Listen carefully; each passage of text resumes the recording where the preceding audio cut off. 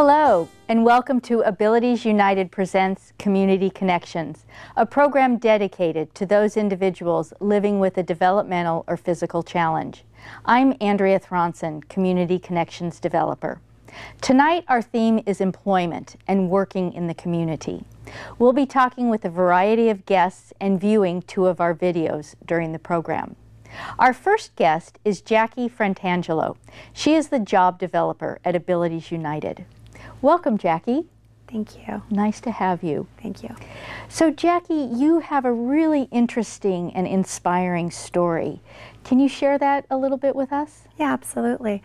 About 19 years ago, I was recruited out of college into the staffing industry, and I was a job developer primarily focused on placing individuals that were in the information technology industry. And about 7 years ago, I made a conscious choice to leave the corporate staffing and go into nonprofit. I wanted to really zero in on advocating for individuals with disabilities.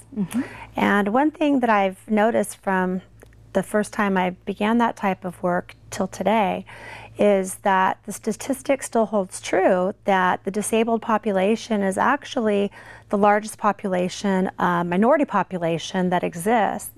And it's the only population that anybody can join just about any time in their life, just like I did 14 years ago. Wow. So tell me a little bit about that. Sure. My mother and I, it was August 22nd of 1999, and we were on our way back home. We had about a 40-minute trip, and I decided as a passenger I wanted to recline my seat and go to sleep. Unfortunately, I opened my eyes, and it was 10 days later. I actually opened my eyes, and I had a metal halo on my head. I could actually feel a ventilator pumping oxygen into my throat. And I thought at the time that I had my hands and my feet tied down. And at that moment, my parents realized that I was aware, and my father had told me that my mother and I had actually been hit by a drunk driver. In fact, the drunk driver, it was his third DUI. He had 20 beers in 4 hours. And because I had my chair reclined, unfortunately, the seatbelt created a situation where I fractured the spinal cord in the back of my neck, and I had severe internal injury. So I didn't remember anything about the accident, and my father went on to tell me that in actuality, my hands and my feet were not tied down, that according to the doctors, I was a full quadriplegic on a ventilator, which at the age of 28, I had always been so physically active, was quite a lot to take in. At that moment, I realized, and the weeks following, that I felt as though I had one of two things that were going to happen. I remember talking to my father and telling him, I want you to help take my life. I can't stay like this. And the other thing was, I'm going to walk. And so I remember one day I got a twitch in my left thumb, and I just said, thank you, God, whatever you give me, I will work it. And by December 16th, I was standing up. I was walking out of the hospital, ventilator free. So I had experienced what it was like to be a full quadriplegic, but again, I was one of those individuals that became part of and is a part of the disabled population today. On that note, I have to say I've completely enjoyed working with Abilities United. I'm currently helping other participants with physical and developmental disabilities, and I'm very blessed because I get to do a job that I'm extremely passionate about.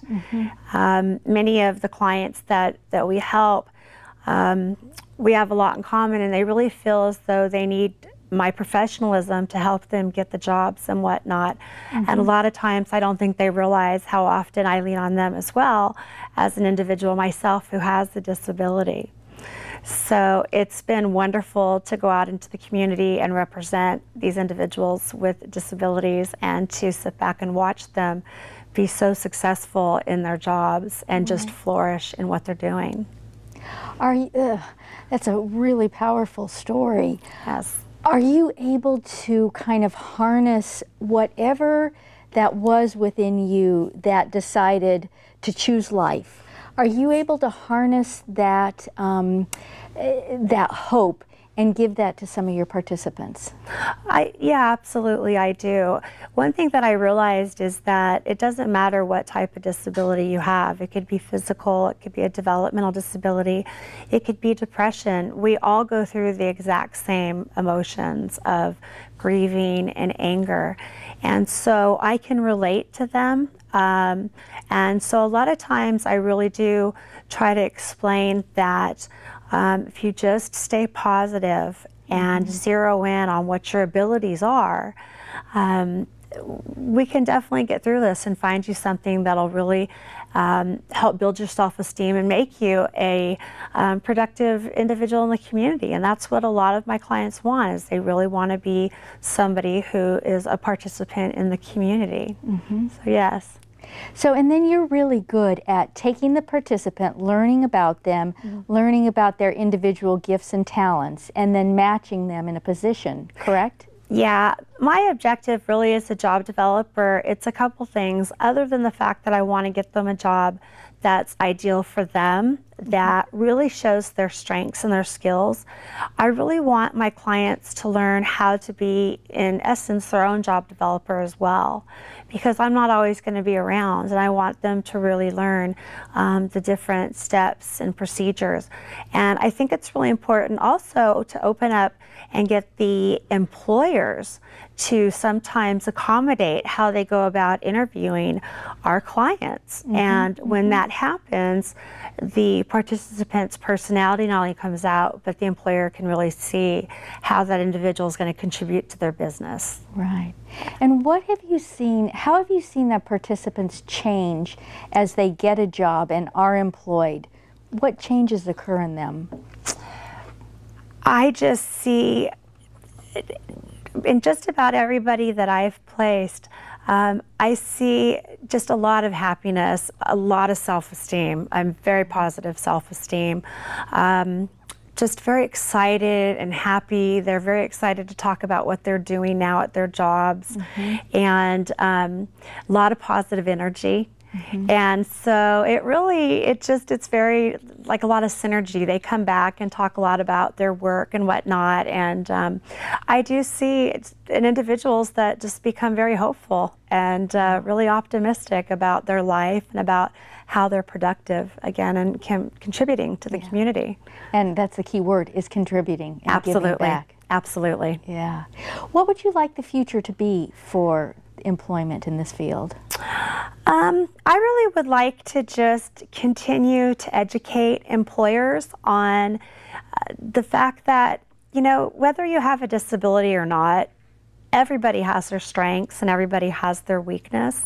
And I really think it's important just to understand that individuals with disabilities are no different than anybody else, and with a little bit of help here or there, they bring a lot to the table, just like anybody else does. They're much more dedicated in some ways, much more loyal, and I feel because they deal with a little bit more challenges in their day-to-day, I feel that individuals with disabilities tend to think outside the box a little bit more. So I'd like to see that continue to flourish with employers and that understanding and gaining that knowledge. Yeah.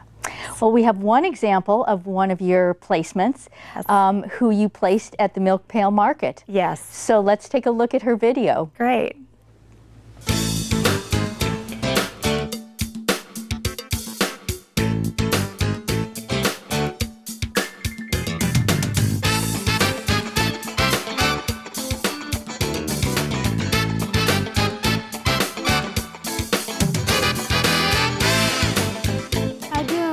Carts, baskets, and then I talked to Rita what's next to do. Introduced me to Jackie, and I liked her right away, so we hired her on the spot. We stocked chocolates, bagging, and then after I go check carts again.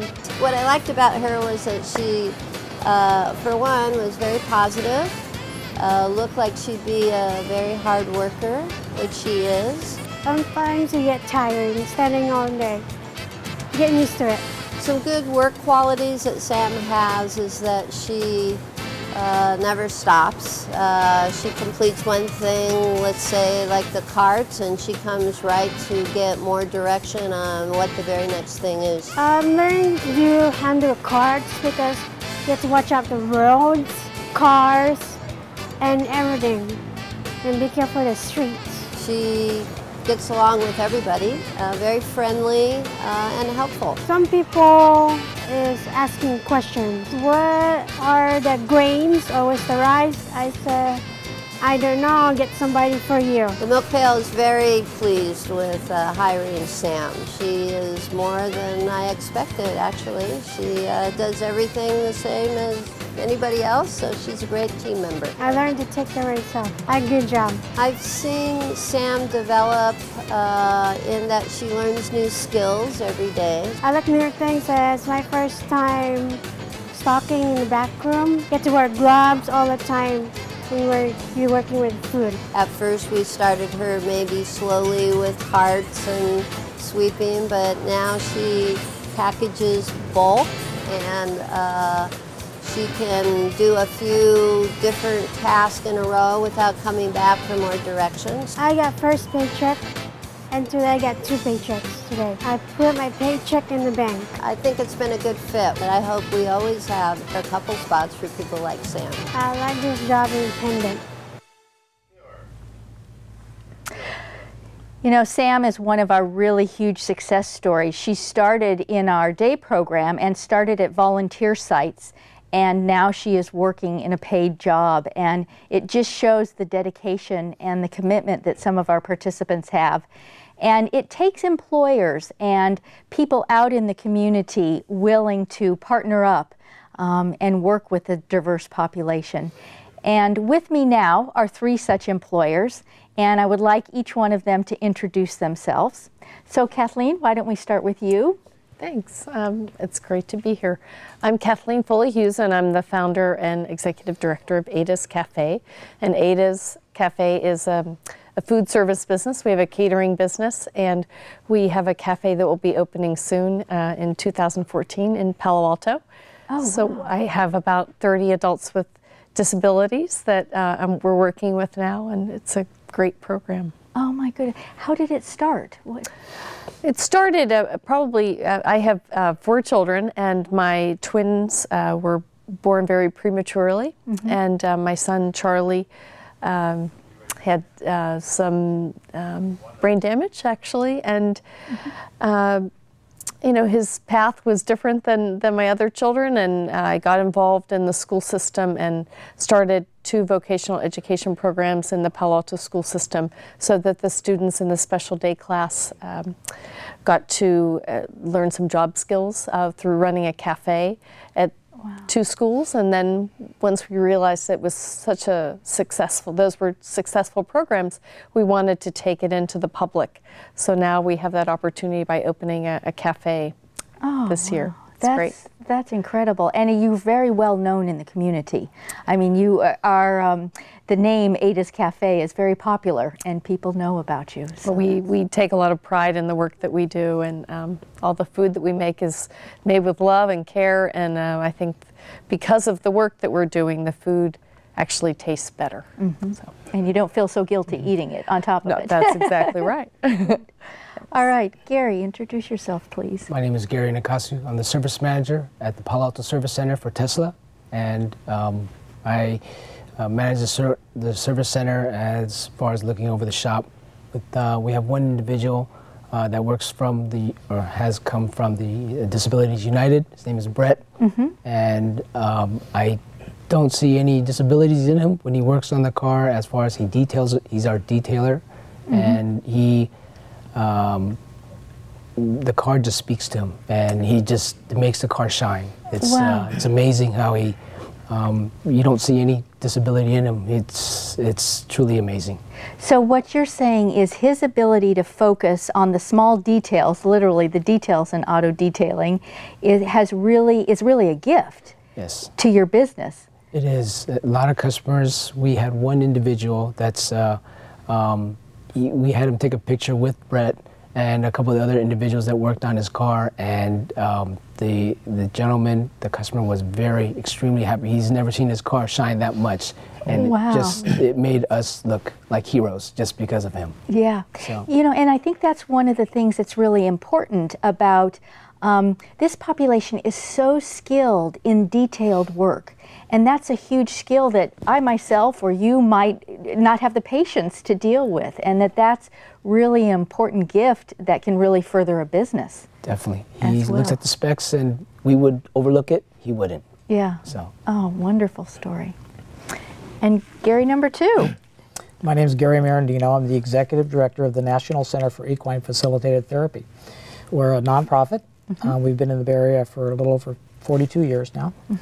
And what we specialize in is physical therapy, occupational therapy, and speech therapy. And we use horses actually to help us deliver that therapy to our patients. So we work with a very diverse population of children, adults, and we're also very fortunate to work with military veterans. Wow. Okay, so you have a big population diversity. Right. Yeah. And then we've been working with the Abilities United group for 5 or 6 years now. So we've got a kind of a core group of individuals that come every 2 weeks, and they are doing they're doing volunteer work for us. So they come and they have lunch at our facility. They spend some time. We have barns that need to be swept and cleaned, and so they have general tasks that they do. We've seen them for so many years that they've become, you know, almost part of the staff. They're like our friends. So they know what they're to do. They come with job coaches. The job coaches, you know, check in with us, and it's a very nice arrangement because we don't really have to think too much about it. But we miss them when they don't come because we kind of expect to see them, and they've become our friends. Yeah, and they help out a lot. They help out a lot. So there's things that, you know, in a facility like ours, being a nonprofit, you don't have a lot of staff. It's, you know, and we see lots of clients every day. So to have this group come in and actually get the barn clean and swept up, they know exactly what they take a lot of pride in what they do. And one of the things that I find so interesting is they look out for one another. Yeah. They pay very close attention to what their friends are doing when they're working with them, and they're eager to help them out. And as simple as something about holding a dustpan for someone else to be able to sweep into. And you know, when they come back from being away, they tell us their stories of their vacation and things like that. So it's very rewarding for us. Yeah, it's a very tight community. Very much so. And you know, we consider them, it's like part of our family at this point in time, because if they don't show up, we're kind of asking where are they and what's going on with, you know, with Mike or whoever showed up for the day. Right. So on that note, our volunteers and our participants have put together, they have been taking a television production class. So let's just take a really quick look at one of the videos they made called Why Volunteer Giving Back to the Community. Why volunteer giving back to the community?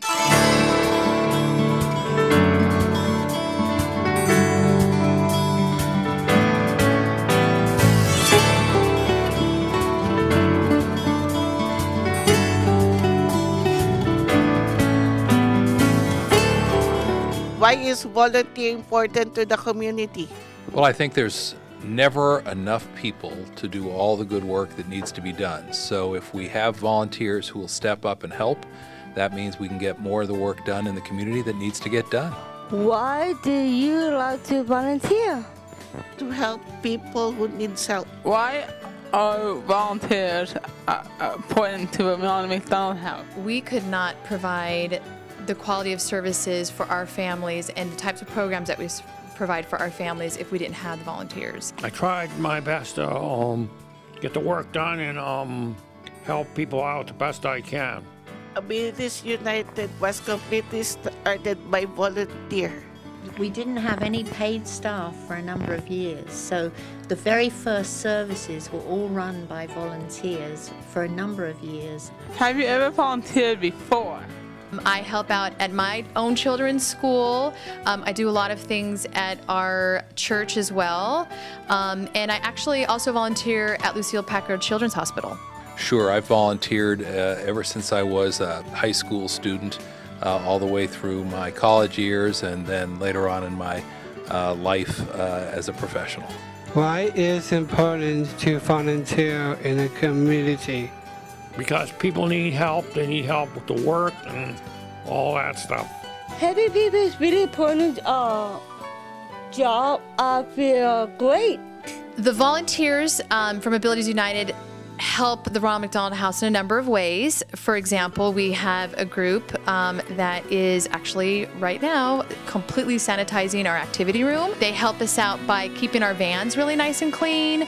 On occasion, they'll come by and help us vacuum the hallways and wipe down our common dining room areas. It's like when you folks come and you speak with some of our residents, that's so important because it gives the resident, it gives the senior the impression that you care and that they are important.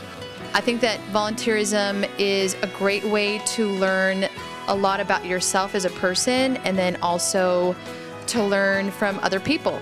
How do you feel when you are helping people? I'm glad having to help them. The more we're able to bring people in from the community to volunteer and get to know the people we serve, the more we're meeting our mission. There will never be enough people to do all the things that we'd like to see done. So every time one of us can volunteer an hour or half a day or a day, it means that much more gets done that makes the community a better place. Thank you from Abilities United. Thank you, Monica. We appreciate it. Thank you, Joe, from Abilities United, and thank you. Thank you. Thank you. Thank you, Linda. Thank you for coming, Tom. Thank you, guys.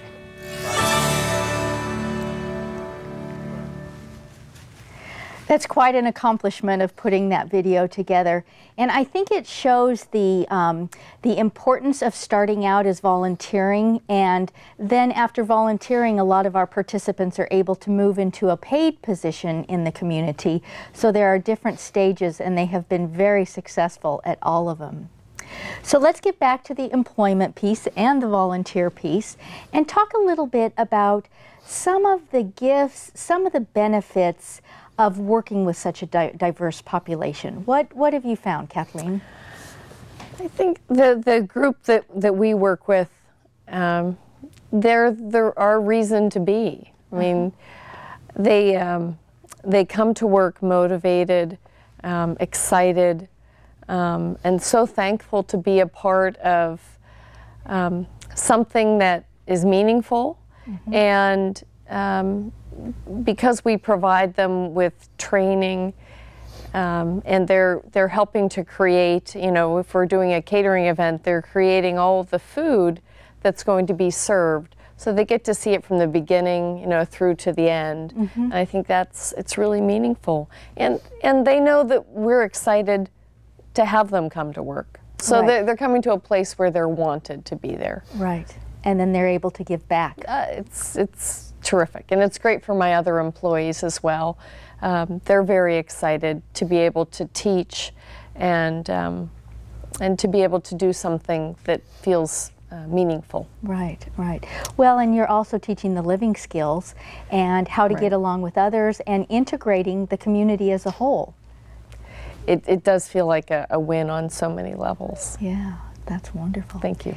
And Gary, how would you say that by volunteering, we're preparing our participants for employment in a paid job? You know, it's interesting when they come and their job coaches come with them, they talk a little bit about what they want to get accomplished for the day. And they assign jobs, and they help them as they're working through the job they've been assigned. And then they give some feedback, and we give some feedback on the job that they've done. So, you know, if you think about it, that's exactly how it works in the workplace. Yeah, exactly. And I think there's a lot of pride in what they do every day. And I think there's a pride in accomplishing something. So when they're given a task that we know that they can complete and they can do well at, I think that's very satisfying. It's interesting listening to Kathleen talking about, you know, the rest of the staff. You know, our staff works with a diverse population all day long, children and adults and these military vets. But we see them interacting with their group when they come in, because they know them, they've watched them progress over the years. I mean, watching this video, it kind of made me feel proud that they were doing so well. And it's just because we've developed these relationships with them. So they've obviously taken some direction and learned how to, deliver a positive result. Yeah, well, and where they've come from 5-6 years ago, now creating their own videos, etc. It's huge progress. That's very important because 5 or 6 years ago when they first walked onto the property, there might not have been much eye contact, and there might not have been a lot of dialogue going on. And now there's lots of interaction and lots of storytelling and sharing. So it's very rewarding. They're part of the community. They're very much a part. And Gary, what would you say that Tesla's not a nonprofit? Tesla is a for money making business. What does Tesla want for the future as far as hiring diverse populations and so forth? What I would see is they definitely want to take pride in the vehicle that they have, just the product that's out there.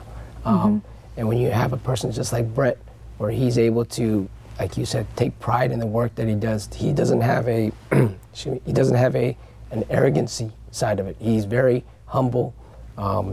He looks at a car and he cleans it up to the point where he sees from the beginning to the finished product. And when you see it on his face, it's like a Christmas time. When you open a present, when the little kids come see it, it's the pride that you see on his face that just says it all. He has so much pride.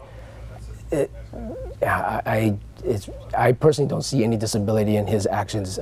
He just comes in, he gets along well with the other guys. It's that where the other team members that they see, it's contagious. Yeah. So they want to work harder too, just because they see what he can do and what he can, the pride that he comes out of it. Okay. Yeah, and I think it's really important to see. We're all talking about integration, self-esteem, living skills, work skills. It's what we all have to deal with. It's no different for you or I or for them. We're all learning how to do our lives in the best way that we can. And if you guys could give me just one word that comes from all of this work, what quickly would you say?